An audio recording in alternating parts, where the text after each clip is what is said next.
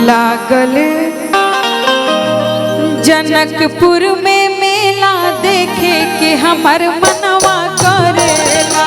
लागल जनकपुर में मेला देखे के हमर मनवा करेला।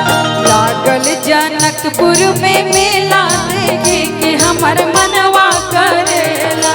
लागल जनकपुर में मेला देखे के हमर मनवा करेला। मनवा करेला हो मनवा करेला।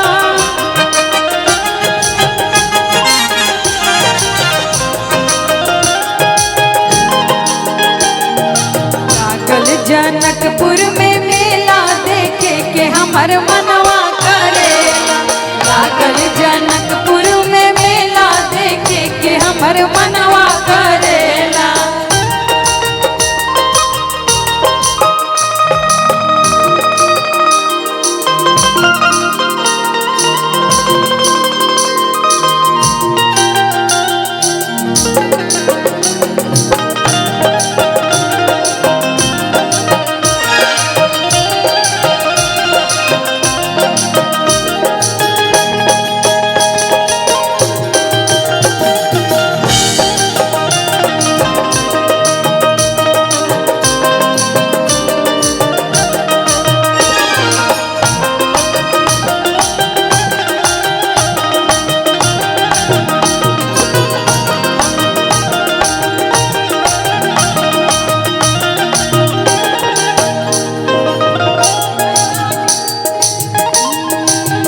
देश विदेश से राजा सब आइले।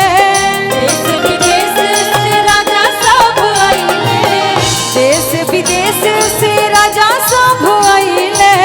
देश विदेश से राजा सब आइले। आ कवन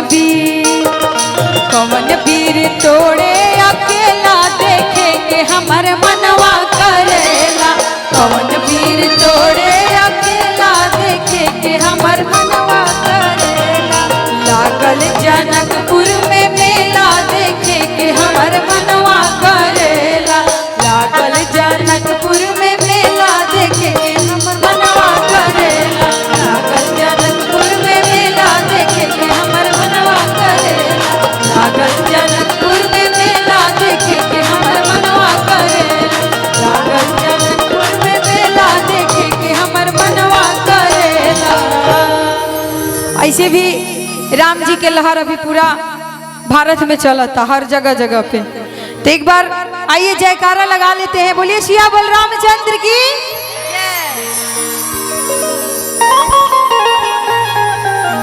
देखिए अमन भैया भाभी सब लोग आ गए हैं।